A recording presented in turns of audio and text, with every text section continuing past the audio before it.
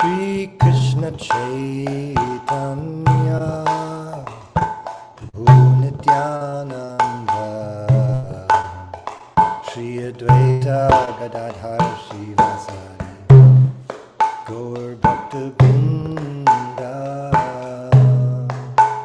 Shri Krishna Chaitanya Prabhu Nityananda Shri Advaita Gadadhar Srivasadi Gaur Bhakta Vrinda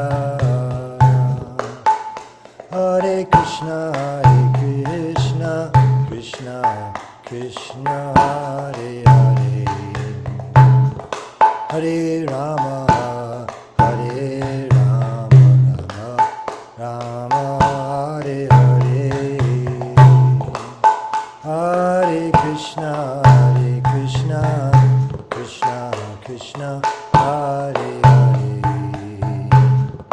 Hare Rama Rama Hare Hare Hare Krishna Krishna Krishna Hare Hare Hare Rama Rama Hare Hare Hare Krishna Krishna Krishna Hare Hare Hare Rama Rama Rama Hare Hare Hare Krishna Krishna Krishna Hare Hare Hare Rama Rama Rama Hare Hare Hare Krishna Krishna Krishna Hare Hare Hare Rama Rama Rama Hare Hare Hare Krishna Krishna Krishna Hare Hare Hare Rama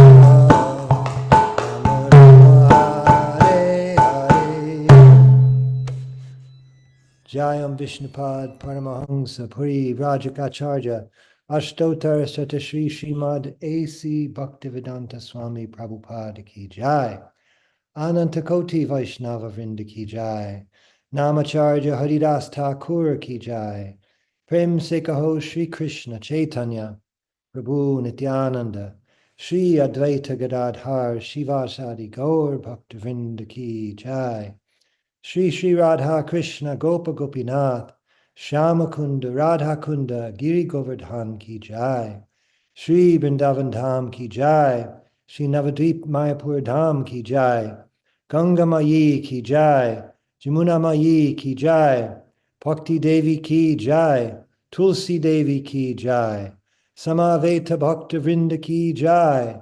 All glories to the assembled devotees. All glories to the assembled devotees. All glories to the assembled devotees. Gaur Premanande, Hari Bol. Hare Krishna, and welcome everyone for Srimad Bhagavatam with His Holiness Jayadvaita Swami. It is Friday, December 6th, 2024 in New York, and today we're picking up with Srimad Bhagavatam, 4th Canto, Chapter 8, Text number 29. This is what my notes say, and yes. I also wanted to ask the devotees' blessings for my wife, Tulsi Priya, whose birthday it is today. Hare Krishna. Om Namo Bhagavate Vasudevaya. Om Namo Bhagavate Vasudevaya. Om Namo Bhagavate Vasudevaya. Narada Muni is speaking here to Dhruva Maharaj. Paritushyat tatastata tavan matrena purushaha daivopasaditam yavad vikshyeshvara gating buddha. The process of the Supreme Personality of Godhead is very wonderful.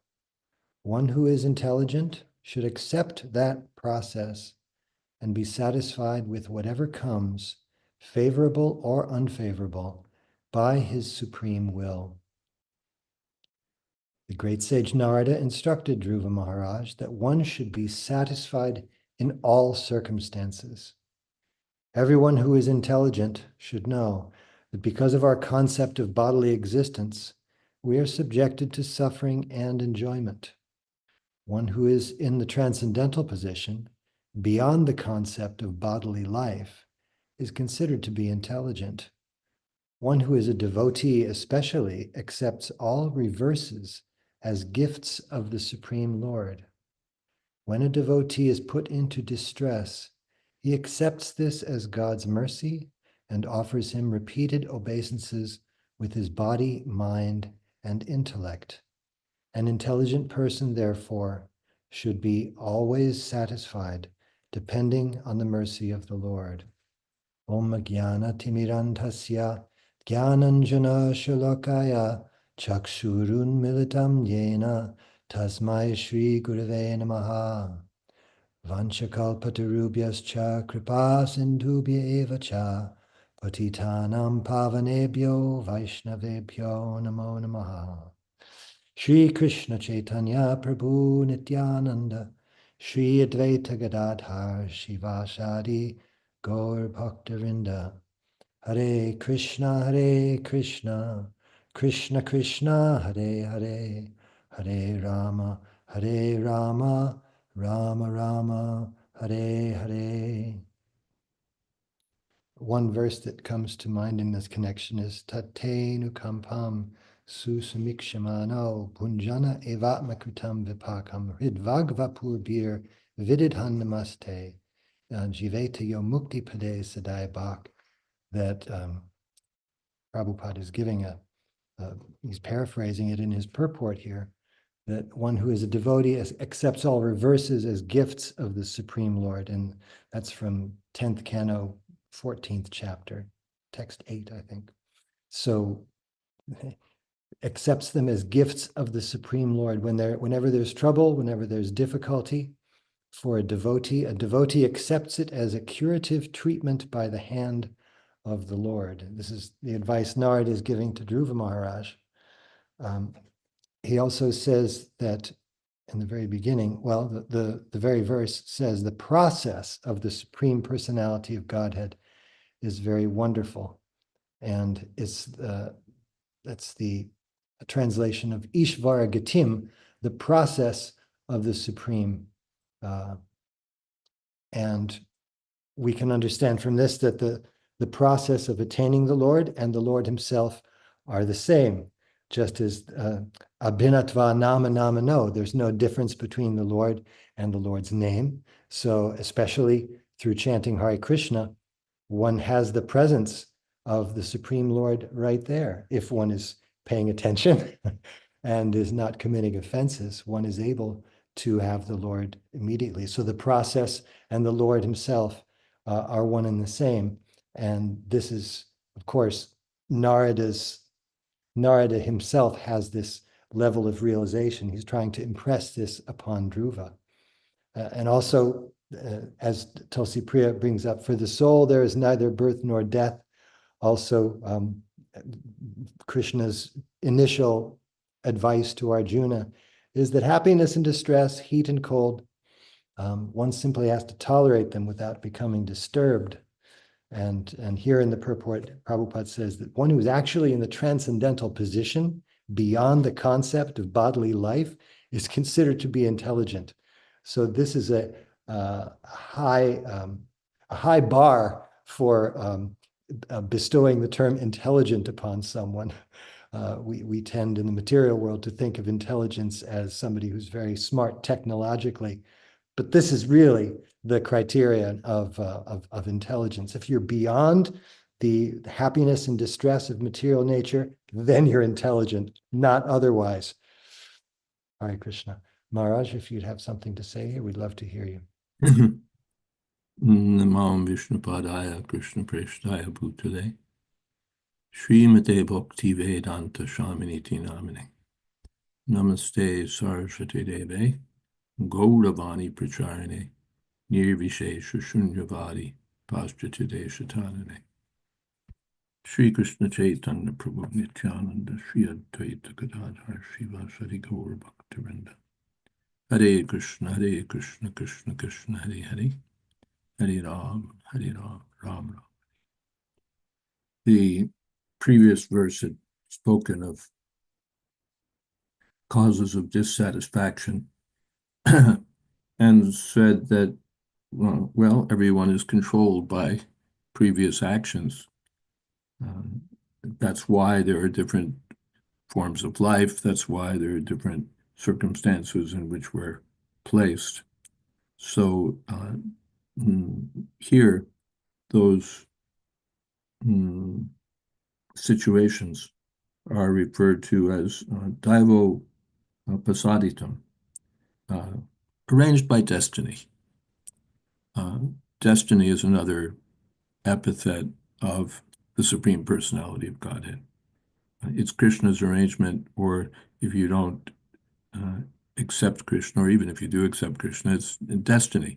One meaning is Krishna's arrangement. Another meaning is the result of your past karma. What is that? Man is the architect of his own fortune, Prabhupada used to quote. So our destiny is what's come upon us or soon will come upon us as a result of our past activities. When the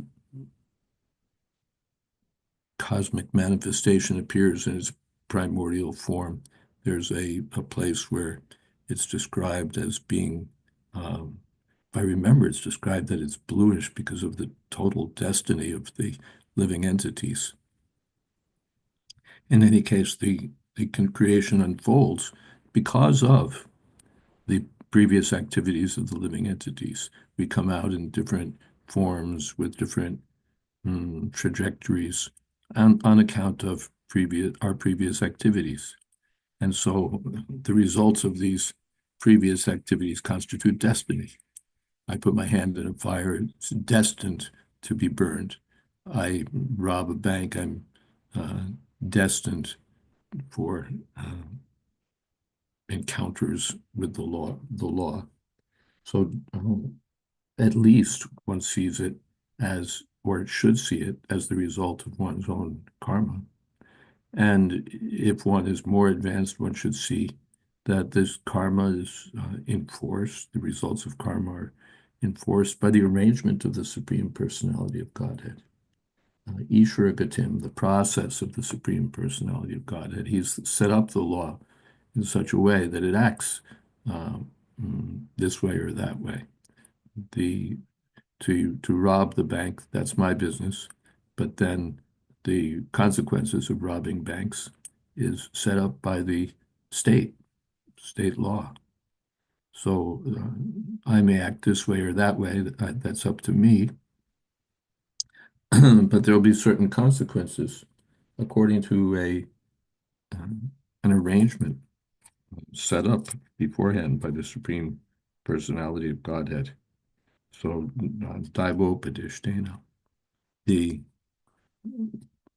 I think we've discussed here before sometime that when our friend Peter Burwash was cheated of some money, then I think he was cheated. And it was known, well, anyway, Prabhupada said, don't blame the person who did it. He's just the delivery boy, I'm paraphrasing, the agent of your own karma. So you are destined to lose that money.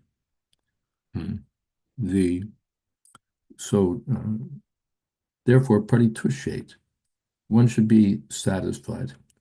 Pari means on all sides.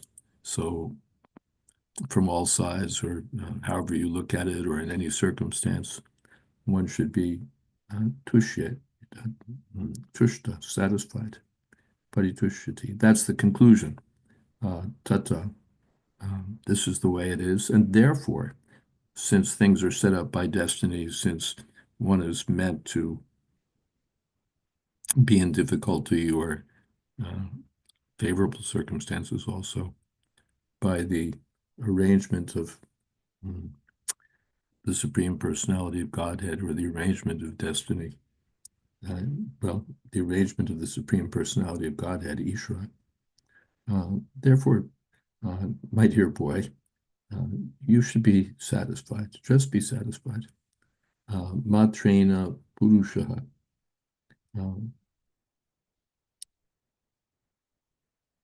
Not sure how Matrena Purusha comes in here. Matra, by the quality. All right, I have nothing to say there. Daivopadishtam yavat. Viksha, he was being advised. This is how one should see Bhuta. If he's intelligent, then this is how you should see things. What it is clear. You've been insulted by your stepmother, but here's the proper, or the best, or the advised angle of vision for understanding it, seeing it. Viksha means seeing, and in Sanskrit and in English, seeing means more than just eyeballing it, but it means how we understand or interpret, or what perspective we have on things. So one should see that whatever comes, favorable or unfavorable, comes by his supreme will, by the arrangement of Krishna, by the will of Krishna. So the saying is, you can't fight City Hall. We can't overcome the arrangements of destiny or the arrangements of the Supreme Personality of Godhead. So tushati, one should be satisfied. In the Bhagavad Gita also, Atmanyeva Atmana Tushta. One should be satisfied. In many places, it's said. Yes. All right. Hare Krishna. Saraswati Mataji writes, Pranam Param Puja Maharaj and all the Vaishnavas. I am confused about what seems like contradictions in these two purports. Srimad Bhagavatam 7:15. Even if a man is poor, he should not endeavor to improve economic condition just to maintain his body and soul together. Just like a great python lying in one place, not endeavoring for its livelihood, gets the food to maintain body, one who is desireless also obtains livelihood without endeavors. But then Srimad Bhagavatam 7:15-21 purport states apparent contradiction. Continued. For spiritual advancement, one should be materially satisfied, for if one is not materially satisfied, his greed for material development will result in frustration of his spiritual advancement. Two things that nullify all good qualities. One is poverty. If one is poverty-stricken, all his good qualities become null and void. Also, if one becomes too greedy, his good qualifications are lost. So the adjustment is that one should not be poverty-stricken, but one must try to be fully satisfied with the bare necessities of life and not get greedy.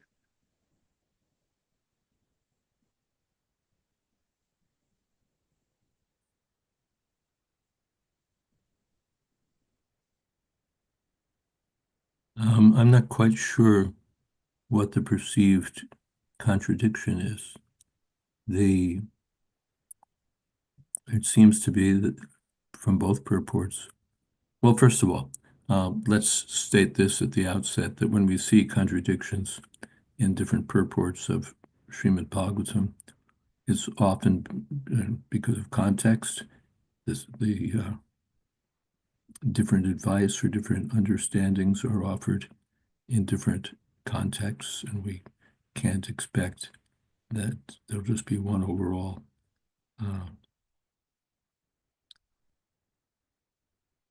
pronouncement that applies to all circumstances. Also, in different portions of the Bhagavatam, Srila Prabhupada will be offering different points of different points of view stated by different acharyas. So, and often he does it usually he does it without announcing that that's what he's doing. He just gives the opinions as they are. So sometimes one, sometimes another, and the opinions may differ. So Prabhupada doesn't get, what's the word, very fussy about it. He just gives those different angles of vision and leaves it to us to sort out that, yes, here's an instruction, there's an instruction. They're both different ways of seeing. But here, I don't really see the contradiction. The first quote, well, one should be satisfied. One shouldn't try to, in one sense, overcome destiny. Just whatever you're destined to get, accept, all right, this is it. Don't make a big endeavor to change your economic condition. Don't make a big endeavor to become wealthy or this or that. Just accept what you got, and you'll be in a better position. And of course, the context here, if I'm not wrong, is the Python man who just accepts almost radically what comes. Then in the next quotation, same thing. One should be, if you want to make spiritual advancement, then be satisfied. Don't be greedy. That won't help. And yeah.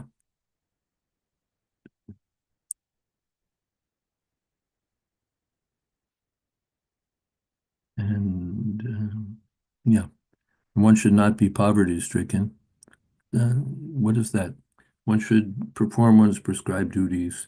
And then one should accept the result. Daivo Sarvatra Trivatra Panchama. All right, we did everything, and still we're here. So Krishna's arrangement, all right. Hare Krishna. Saraswati Mataji writes, well, you need to endeavor to not be poverty-stricken then? Well, first of all, endeavoring doesn't ensure that you won't be poverty-stricken. We see people, they endeavor and they try and they this and they that, and at the end of the day, they're still poverty-stricken. Or even others endeavor. They give charity, they give this and that, and at the end, still poverty-stricken. So that's so to not be poverty-stricken, endeavor is no guarantee that you won't be. And then as far as not endeavoring to be, the idea is to perform one's prescribed duty and then live with the outcome. So, all right, according to my karma, I may be in poverty, I may be in wealth. My purpose is not to try to change that, but I have some duty to perform. I should perform my prescribed duties. That's all.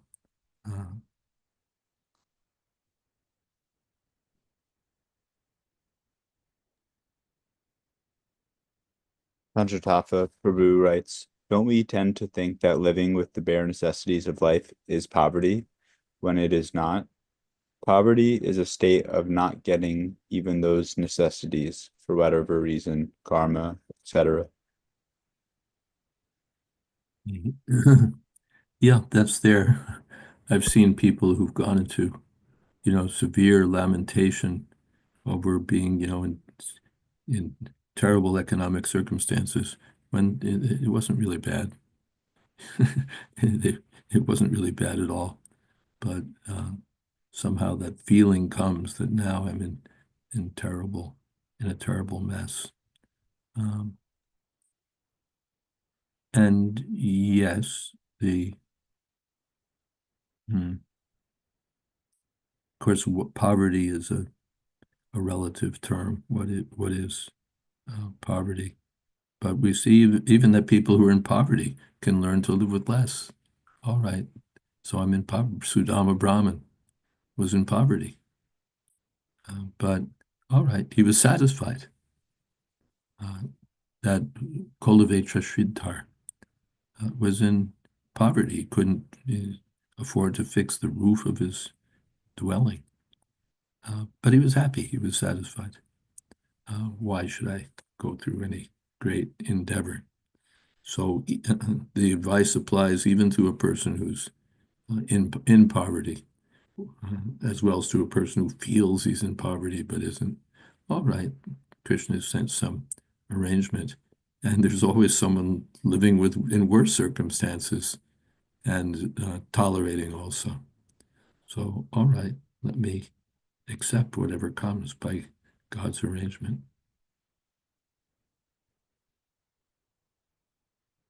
Vijay Krishna Prabhu writes, be satisfied with whatever comes, favorable or unfavorable. Any example of anything unfavorable coming to me because of my acceptance of the process of the Supreme Personality of Godhead? No, if you accept the process of the Supreme Personality of Godhead, it will always be favorable.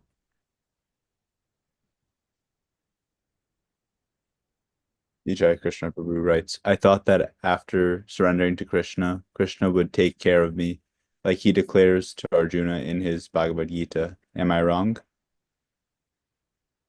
But your idea of being taken care of by Krishna may be different from Krishna's idea of taking care of you. The parents take care of the child sometimes by taking away his matches or taking away his uh, whatever it is because it's not good for him. Taking care of doesn't mean that, yes, whatever I want, you have to give me. That's not care. Care means that we give you when it's good for you and we take away when it's not good for you. The Sudama Brahman also thought that way, that Krishna hasn't given me wealth because he knows I'd become puffed up, I'd be entangled. So sometimes deprivation is favorable.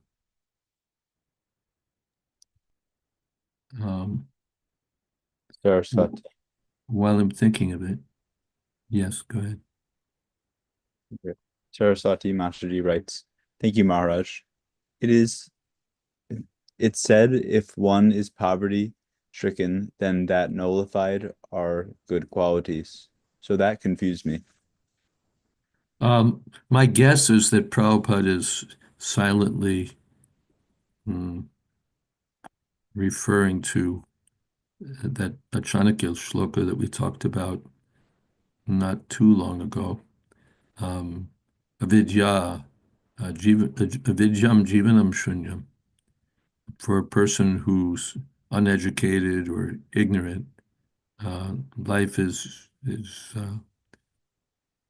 nullified. But actually, now I'm thinking, there's a different place. Just give me a moment.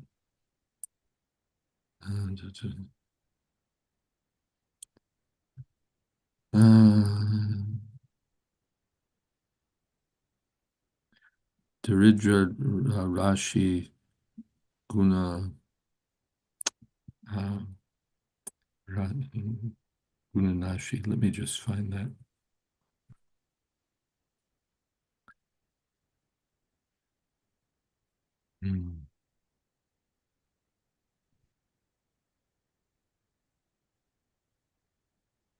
Daridra Dosho Guna Rashi Nashi. Oh, it's not silent. It is in that purport. My apologies. Daridra Dosho Guna Rashi Nashi. So it's a saying. I'm not quite sure the source of that saying. To see if I know any place. Yeah, it's just a saying. Prabhupada quotes it as a saying. So, yes. So a person who becomes poverty-stricken, becomes devoid of good qualities. And there is that Chanakya shloka in that regard also. The Avidyam Jivanam Shunyam, that one is uneducated, then his life is zero, and Disha Shunyam Abandava. And if one has no friend, then wherever he goes, that's also zero. Then Putrahinam, Griyashunyam. And if there's no child, then family life is zero. And Sarvashunyam Dridrita. And if you have no money, if you're in poverty, then everything is zero. So these are conventional sayings. They're not, they don't represent the highest level of transcendental understanding, but Prabhupada refers to them from time to time. So, Daridra Dosho, Gunarashi Nashi, Sarvashunya Daridrata. But Narda's instructions to Dhruva are on a higher platform.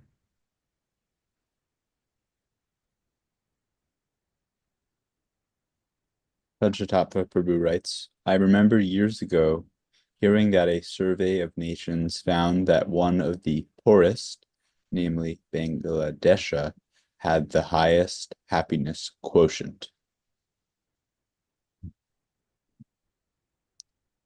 Tosi Priya Mataji writes, I'm taking this idea of non-endeavoring as not endeavoring for wealth, not being passive.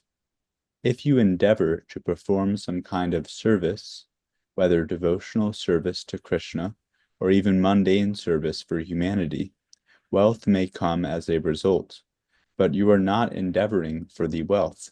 You are endeavoring to serve. The instruction is not to be passive, but to not seek wealth as an end in itself.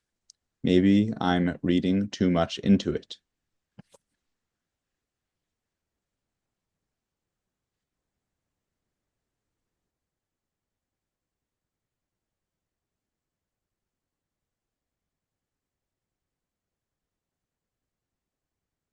Yeah, what is that? Karmanye Vadikaraste. Everyone has a right to perform their prescribed duty. But Mapalesha Kudachana, one is not entitled to a particular result.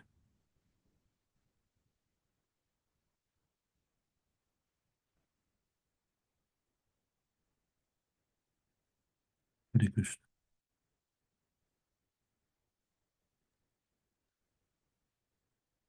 It looked like Ross Prabhu, you had your own Yeah, comment. from so long ago, so I removed it. But yeah, I can ask. But talking about destiny, I was wondering, to what extent are the decisions that we make in the conditioned or liberated state destiny? Are these? Yeah. Yeah, it gets very complicated in the conditioned state. We make decisions, we're destined to make the wrong decision. If we're in the mode of ignorance, then Buddhisa Partha then we decide things backwards. You have to, because you're in the mode of ignorance, so that's what you do. When you're given a decision, you're going to make it backwards. If you're in the mode of passion, then it's practically destined that when you're going to make a decision, you'll be confused. You may sometimes get it right, you may sometimes get it wrong. That's because your intelligence is like that. A fool is destined to act foolishly, and an intelligent man is destined to see things clearly and make better decisions. And of course, by being in ignorance and making bad decisions, then we get into worse trouble. So there's no getting out of it in that sense. For a person who's under the laws of material nature and doesn't take to a transcendental process, there's only mm, mm, actions and reactions and further reactions, all undertaken under the sway of the material nature. And for the liberated soul, no, he's not subject to karma like the ordinary materialist. Maharaj, is the ordinary materialist governed by the mode of ignorance, tricked that they have volition, so they think that they're in control, but actually they're fully governed by ignorance? Or to what extent do they have volition? Ahankar vimutatma kartaham iti manyate. Kriyamana prakrite kriyamanani gunai karmani sarvasha. Ahankar vimutatma kartaham iti manyate. A person who's actually everything is being done by the modes of material nature, but under the influence of illusion, a fool, vimutatma, thinks I'm doing everything. So yes, that's our. But as for volition, we have Prabhupada said tiny independence. We have a little tiny independence. I once just brought this topic up with Srila Narayan Maharaj, B.V. Narayan Maharaj, to what extent we have independence. We know that we have at least tiny independence. Otherwise, as Baladev Vidyabhushan argues, there'd be no meaning to scripture, to scriptural advice or injunctions. Why address advice to a person who has no volition? That's not sensible. So there must be some volition, otherwise there wouldn't be advice from scripture. But when I asked Srila Narayan Maharaj, we know that. We know everything's under the Prakriti. But how does it extend even into ordinary affairs, like when I'm, at a fruit stand, do I have free will? Can I choose between an apple and an orange and a banana? To what extent does it go? And he brought up an interesting perspective that, and Prabhupada has said the same thing, that the extent of our free will, or the extent to which our free will can be exercised, depends on which mode we're in. The person in the mode of goodness has the maximum facility for expression of free will, because he's free from, he's not a slave of his desires and so on. So his consciousness is clear. He has intelligence in the mode of goodness, so he can decide things with clarity. And in that sense, he has the greatest freedom. He's not bound by lust, anger, greed, envy, and so on.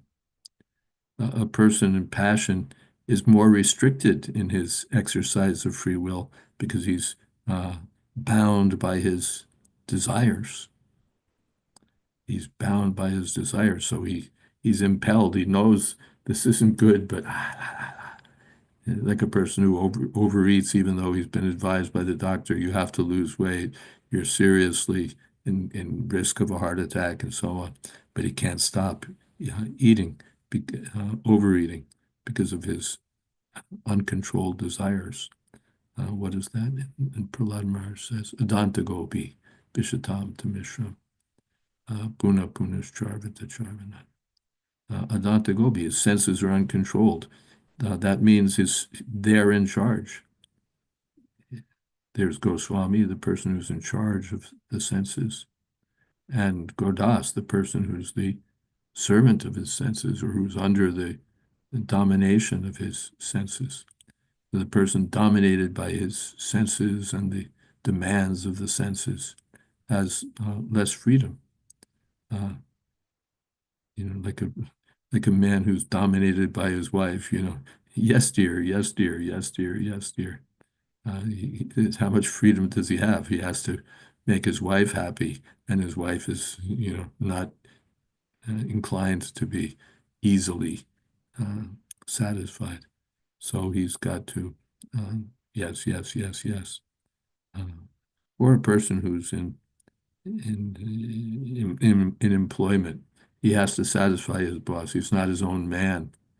He has to do what they say. So he's a free agent. He might, in theory, quit, but he's stuck because jobs are hard to find and he has expenses to meet and so on. So he does what he's told, not what he wants to do, but what his employers tell him to do.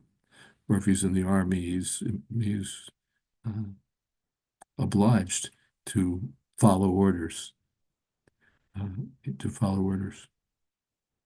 Whereas a person who's an officer who's commander in chief is not so constrained.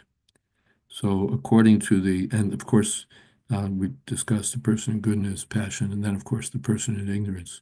He has the least uh, facility for exercising volition because he's too dull. He's crazy, he's dull, he's stupid. So he's intoxicated. So he's not at all equipped to exercise volition in any kind of systematic way.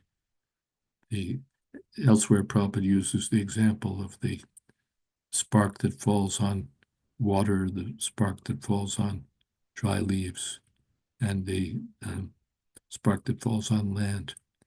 And the spark that falls on water will be at once extinguished. The spark that falls on land will have a hard time of it, but might possibly survive. And the spark that falls on dry leaves will burst into flame. So in this way, ignorance, passion, goodness. I hope that covers the matter. Thank you, Maharaj. Yes. Okay. Deep Purnamadavi Masterji writes, Hare Krishna Maharaj. Maharaj, how much one should try to correct the circumstances in their life in this context, or we can apply the following principle in all circumstances, that we should do your prescribed duties and whatever comes, accept the result as supreme will. Because in beginning, a devotee will have material desires for which he may approach Krishna. Well, there's sort of a reversal in that question, let's say. So yes, how much should one try to correct the circumstances? And yes, the answer is that according to my duty, I have to act. If it's my duty to earn a living for my family, if it's a duty to protect someone from harm, then I have to do that. That's my duty. And then I have no choice but to accept whatever comes because it's not under my control. Daiva Chaivatra Pancham. And I'm not the doer. I'm not meant to be Vimuttatma. So, yes. So I perform my prescribed duty, and then the result will be there. It may be pleasant or unpleasant. It may be what I wanted or I didn't want. Sometimes performing our prescribed duty is unpleasant. Sometimes, what is that? In war, one dies performing one's duty. So it's not exactly what I was looking for, to be killed. But the higher principle is that I perform my duty, even if I'm killed. Better to perform my prescribed duty. So that's the Vedic conception of ethics, that I have to perform my duty, not somebody else's duty. And then whatever the result may be.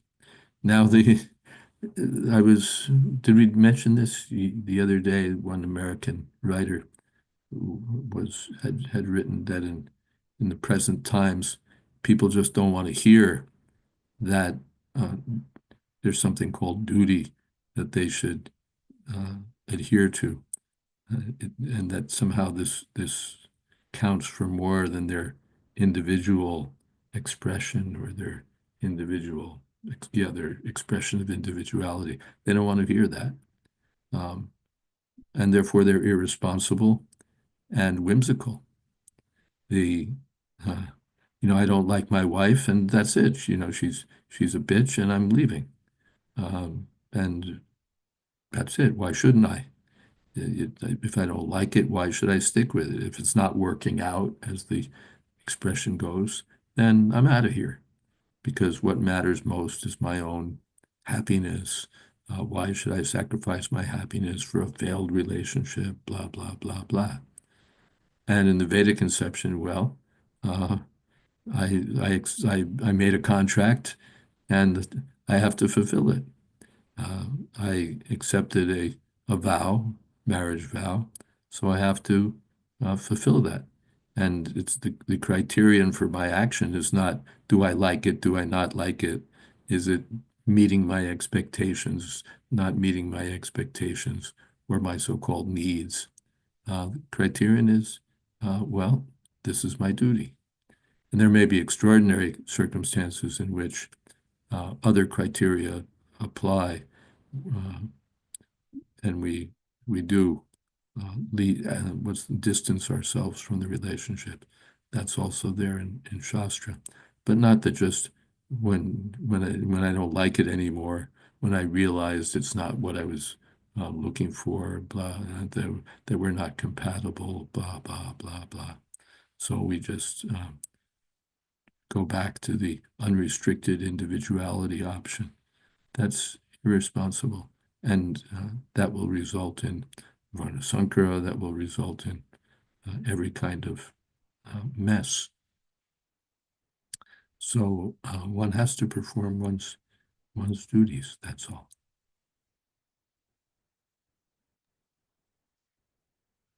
Saraswati Mataji writes, we see that people that are a danger to themselves due to incapacitated decision-making / faulty consciousness have their free will taken away. So would Krishna do this for a struggling devotee who does not have sufficient discipline to make expected spiritual progress? Yeah. Not exactly that one has one's free will taken away, but your alternatives may become very narrow, or you may not be able to express your free will. Narad Muni did that to Nalakuvera and Manigriva. They kept their free will, but they were confined to the bodies of trees for having lived irresponsibly. So their free will wasn't removed, but they were placed in a species of life where ignorance is overwhelming. And so they couldn't do anything but stand there. Of course, they did have the opportunity to remember why they were there and to look forward to the um, association of Krishna. So Narada's curse was also a blessing. But Krishna sometimes does that. Odishyeva taddanam shanai, takes away our wealth, takes away our reputation, takes away whatever it is for one's cure, for one's benefit. So, yeah, even what is that? Yeah, that idea is there that on my own, I wouldn't have had sufficient discipline or determination or strength to do what was best for me. So Krishna has placed me in a circumstance where I'm forced to become humble, or I'm forced to whatever it is I need to be forced to be.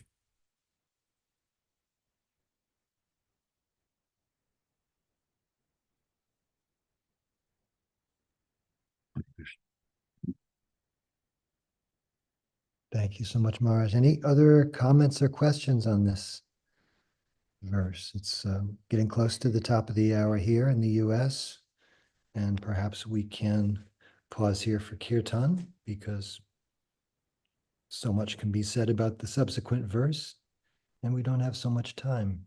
So if there are no comments or questions, then let's see. Who will be our kirtan leader this evening?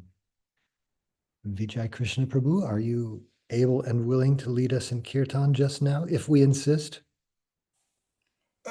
Yes, Sekendra Das Prabhu, can you hear me? I sure can. Thank you very much, you're most kind.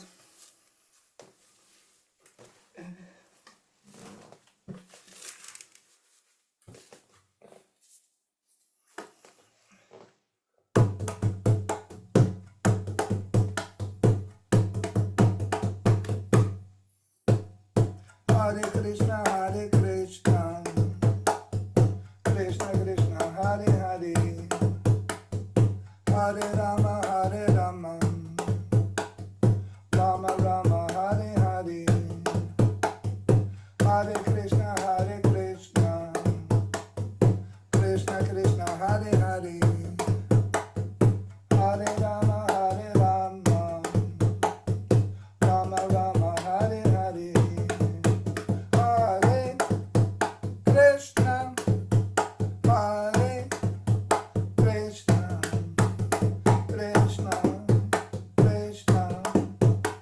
Hare Hare, Hare Rama, Hare Rama, Rama Rama, Hare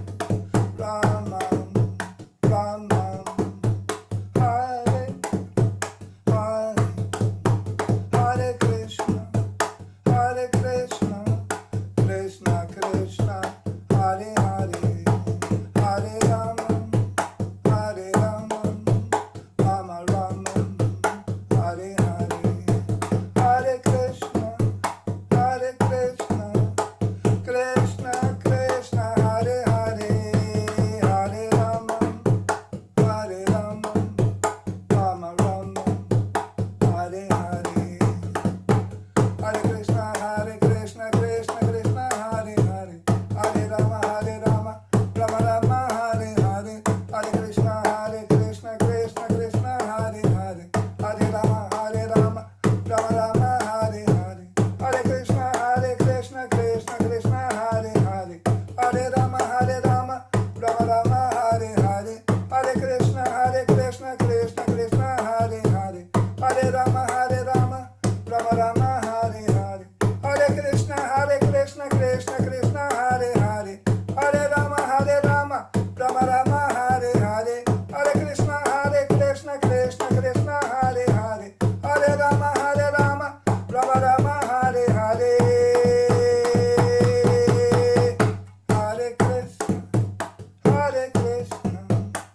Krishna Krishna, Hare Hare, Hare Rama, Rama Rama, Hare Hare, Hare Krishna, Krishna Krishna, Hare Hare, Hare Rama, Rama Rama, Hare Hare, Hare Krishna, Krishna Krishna, Hare Hare, Hare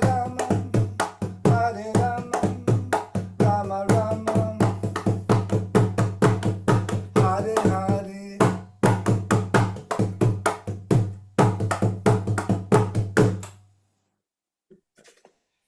Jayam Vishnupad Paramahansa Puri Brajak Ashtotar Shata Shri Srimad A.C. Bhaktivedanta Swami Prabhupada Ki Jai, Ananta Koti Vaishnava Vrinda Ki Jai, Namacharya Haridas Thakur Ki Jai, Prem Se Kaho Shri Krishna Chaitanya, Prabhu Nityananda, Shri Advaita Gadadhar Shiva Shadi Gaur Bhaktivinoda Ki Jai, Shri Shri Radha Krishna Gopa Gopinath Shamakunda Radha Kunda, Giri Govardhan Ki Jai, Vrindavan Dham Ki Jai, Navadvip Mayapur Dham Ki Jai, Ganga Mayi Ki Jai, Yamuna Mayi Ki Jai, Bhakti Devi Ki Jai, Tulsi Devi Ki Jai, Samaveta Bhakta Vrinda Ki Jai. All glories to the assembled devotees, all glories to the assembled devotees, all glories to the assembled devotees. Gaur Premanande, Hari Hari Bol. Thank you so much, Vijay Krishna Prabhu. We're so grateful for your kirtan. You're welcome. Jai. Saraswati Mata says, wishing you a very happy birthday, Tulsi Priya Mataji. Pray that you will always be in the association of devotees immersed in spreading the Sankirtan movement, and we are blessed with your association in this Sangha. And the emoji include Kritanjali, hearts, and a birthday cake. I'm off my computer, but thank you very much, Hare Krishna, and I hope to have all of your association for a very long time. Hare Krishna. And Preeti Purnamadavi Devi says, many, many happy returns of the day, Mataji, and Hare Krishna. Thank you so much for being with us, Maharaj. Hare Krishna. Srimad Bhagavatam ki jai. Srila Prabhupada ki jai. His Holiness Jayadvaita Swami Maharaj ki jai. Samaveta Bhaktabrinda Ki Jai. Gaur Premanande Hari Hari Bol. Hari Bol. Thank you, Maharaj. Thank you. Hare Krishna. Thank you, Gurudev. Thank you very much. And if I may, Tulasi Priya Mataji, thank you for your wonderful comments. Whenever you offer a comment to this Sangha, you make me so happy. The quality of your comments, if I may say it, is beyond adorable. Thank you very much. Thank you, Prabhu. And happy birthday. Thank you, Prabhu. Hare Krishna. Hare Krishna. Okay.